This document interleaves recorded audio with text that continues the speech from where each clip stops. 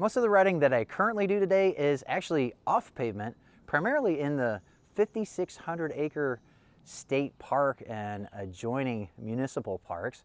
They're right across the street from my neighborhood. This is where I live. This bridge is in my neighborhood. I absolutely love it here. But years ago, I was quite familiar with the benefits of commuting with a bike versus a car. And that's why I thoroughly enjoy evaluating commuter e-bikes like this Breeze Step-Thru, sent to me by its manufacturer, KBO.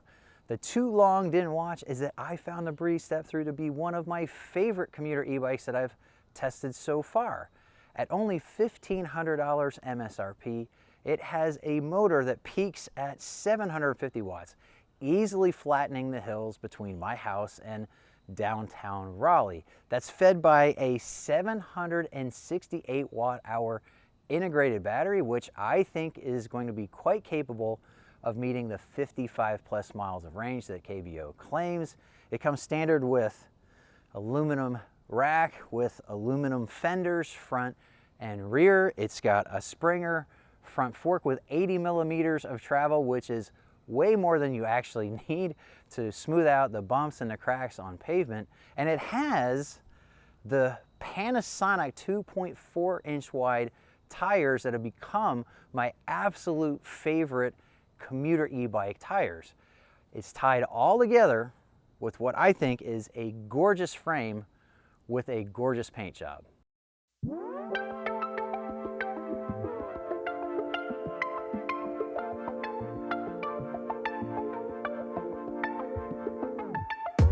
The Breeze Step-Thru is a Class 2 commuter e-bike from KBO, a manufacturer rapidly gaining a reputation for offering quality e-bikes at value prices. It's currently offered only in this striking white with black accents, but other colors may become available in the future. One of those black accents is a 768 watt-hour 48 volt battery integrated into the down tube, capable of providing up to a claimed 55 miles of range on a full charge. It powers a 500 watt motor that can peak at 750 watts when you need an extra push to crest a hill or squirt away from an intersection. Human power is managed with a Shimano 7-speed drivetrain with the ubiquitous Tourney thumb shifter actuating an Altus derailleur in the back. That's a step up from the derailleurs more commonly being spec'd on e-bikes in this price range. A half-twist throttle provides very fine control over the power going to the motor, helping to make the Breeze Step-Thru very manageable around pedestrians and traffic. The control pad is integrated into the LCD display, which has very large readouts for speed, pedal assist level, power output, battery level, and odometer. You can choose from 5 levels of speed-based pedal assist, which I found to be well spaced for easy control of the bike under a variety of riding conditions. 2.4 inch wide Pan-Racer tires wrap 27.5 inch wheels from HJC. These provide the best combination of ride and grip of any commuter e-bike tire I've tested so far. They sit under aluminum fenders front and rear, which are standard equipment along with the heavy-duty aluminum rear rack. The rear light hanging below the rack functions as a brake light, lighting up anytime you grab a brake lever. It's paired with an LED headlight up front that is plenty bright enough for riding in urban and suburban settings. Most commuter e-bikes have no suspension, but the Breeze Step-Thru boasts a Springer fork that offers preload and lockout for its 80 millimeters of travel. That's a lot of travel for a bike meant for pavement. The KBO Breeze Step-Thru is shipped mostly assembled with tools to complete the job. Anyone who can follow the instructions on KBO's assembly videos should have no issues getting the Breeze ready to ride. However, I did find the front fender fork clamps needed some tuning to prevent rubbing between the fender hardware and the front tire. It took a few tries because as you adjust one side, the angle adjusts on both sides. But once I got that all figured out, the hardware remained out of the way of the tread. Any competent bike shop can do the assembly for you should you want to contract out the job, but you'll probably have to call around to find a shop that will assemble bikes that they don't sell. The KBO Breeze Step-Thru is a commuter e-bike, and on this cool fall day in Raleigh, I'm able to dress the way I would dress if I were commuting to work. It's set up from the factory as a Class 2 e-bike, which means that both pedal assist and throttle are limited to 20 miles per hour of maximum motor assist, but you can change the pedal assist maximum speed up to Class 3 levels if that's something that you can do in your area and you're interested in doing it. Already I'm at a steep climb.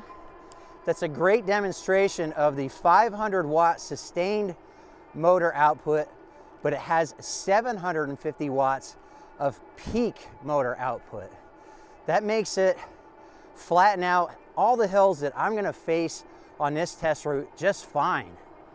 I do have to pedal a little bit, but I don't have to pedal so hard that I'd be breaking into a sweat if I didn't want to. Another thing I could speak to right away is the gearing. I love it for a Class 2 e-bike.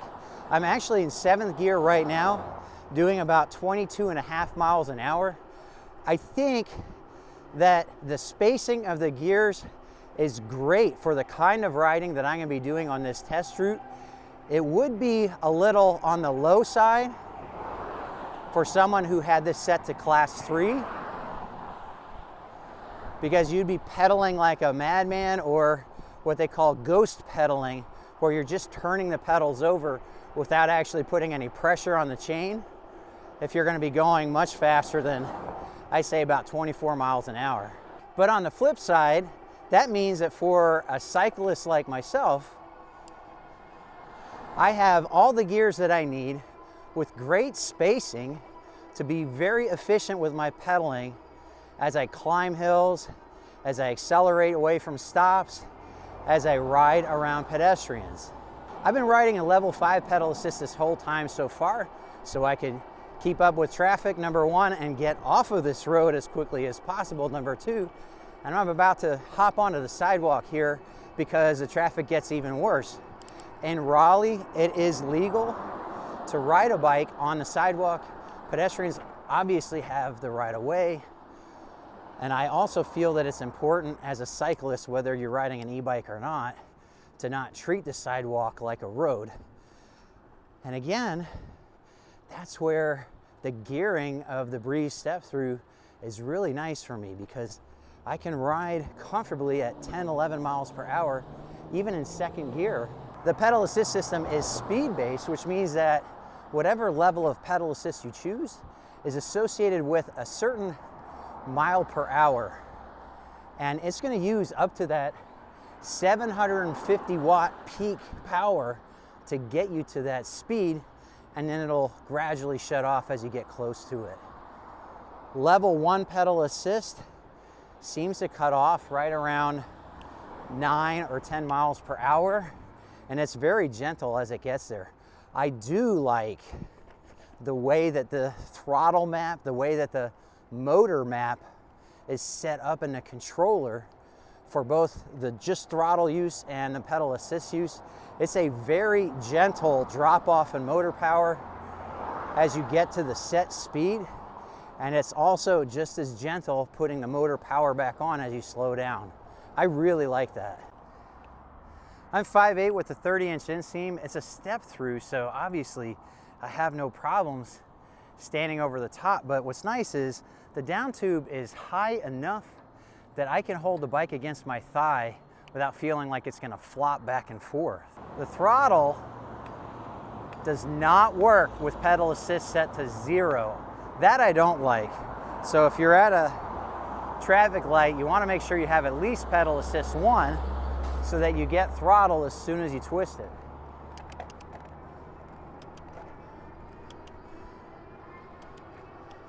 It does have a preference for the throttle setting though, so even if you're in only pedal assist level 1, you twist that throttle, it'll take you to 20 miles per hour. Oh, I love these tires. I absolutely love these Panaracer tires. These are by far my favorite commuter e-bike tires I've ever tried. They are very compliant as far as ride, which you're going to be able to see a little bit right here with that speed bump, combined with the 80 millimeters of travel in the fork, which is a massive amount of travel for a suspension you're going to find on a commuter e-bike for sure. They're also nice and quiet. They don't have a lot of road noise at all. Sharp turn. I'm doing 22 miles an hour and it's broken pavement, no problem. They have a max PSI of 55 PSI. I've got them at 45 to give me decent range, but also some compliance. But they're plenty firm for getting me range out of this gigantic battery, while at the same time not rolling over when I lean into a turn like that. I think that's actually a very good pressure for you to try out if you get this bike. And they're even great on this crushed granite, which is basically rock dust at this point. Oh yeah, other tires I've ridden on here that weren't knobbies were super squirrely, but these are great. This trail right here is on the route that I would take as a commuter between my house and downtown Raleigh. And that's why this bike is set up to be able to handle stuff like this.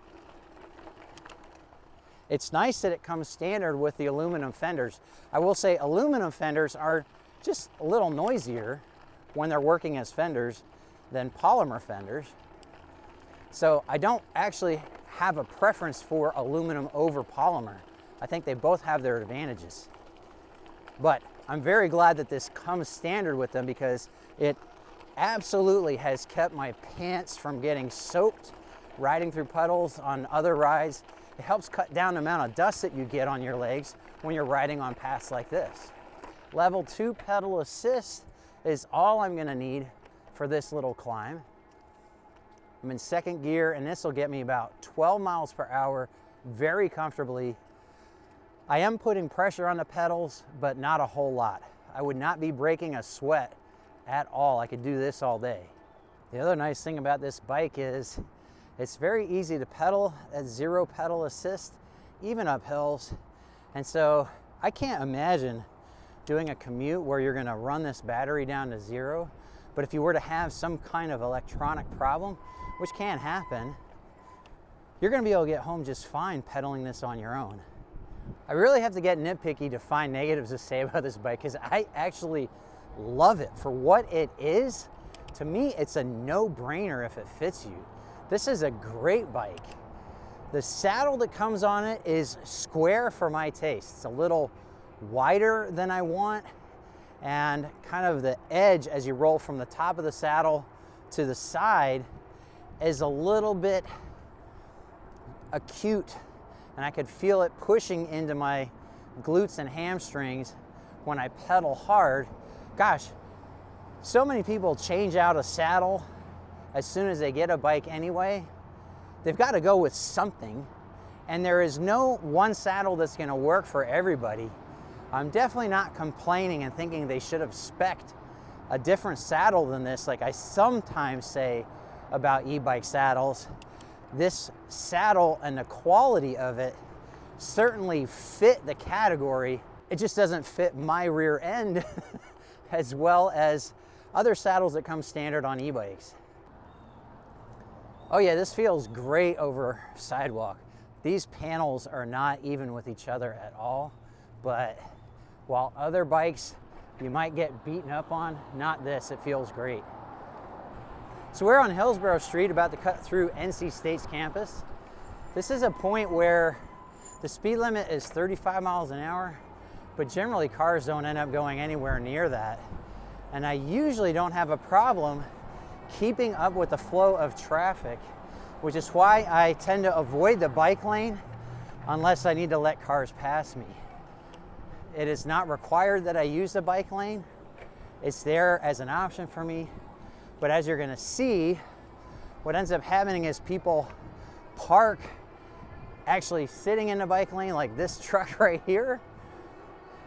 They might not be sitting in the bike lane, but they'll just open their doors without looking. And so this bike lane, except in little sections like this, is pretty much a death sentence. Now, this is all me. I'm beyond the pedal assist maximum speed.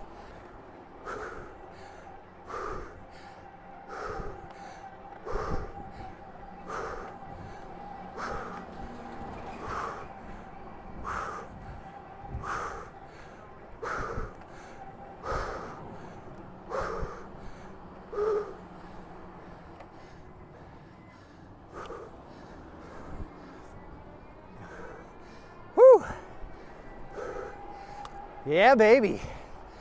The other thing that is a little nitpicky on my part, but it's something to know, is that at least on my bike, the charge port cover keeps popping open. And it doesn't get in the way of anything mechanically, but it's there to protect the charge port from moisture if it's raining. And if you're riding in the rain and it pops open, that's not a good thing.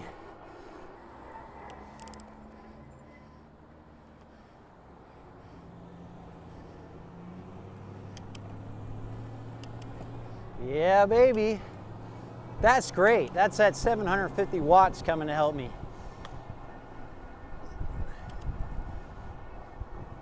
It's plenty of power. Here's another grinder of a climb. It's pretty steep. I think this is the steepest grade that I face on this test route, and it's having no problems in level 2 pedal assist, keeping me at 11 miles an hour, and I am barely pushing on the pedals. No real effort from me at all. This motor is plenty powerful for a commuter bike, no issues. The shifter is the same Torney thumb shifter found on just about every e-bike out there in this price range, and I'll say the same thing I always say about it. I am not a fan of having to move my hand to do any shifting, but it is the shifter that's available in this price range. It gets me the gear that I want, and that's all that matters.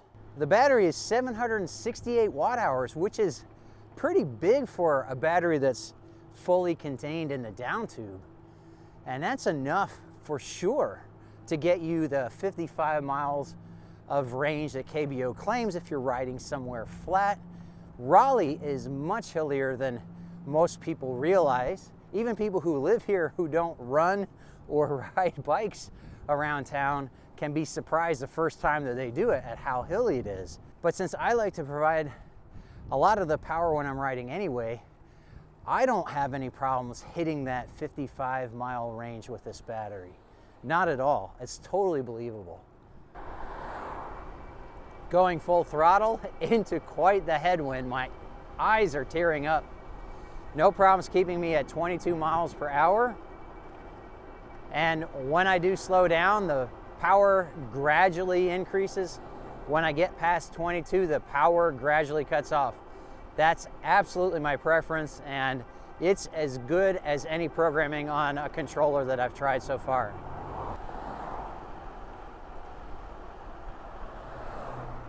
I hit 33 miles an hour and was very comfortable with the control I had over this bike. I think this is probably a good place to wrap it up, even as vehicles are passing me. That's all part of commuting. And honestly, out of all the bikes that I've ridden so far, this is the bike that I would grab to do this exact ride, to do this commute. This is set up perfectly for me. I love that it's actually a step-through. I'm 51.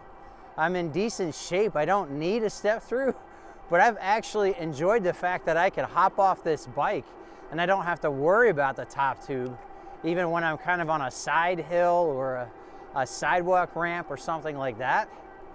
The components are all perfect for this price range.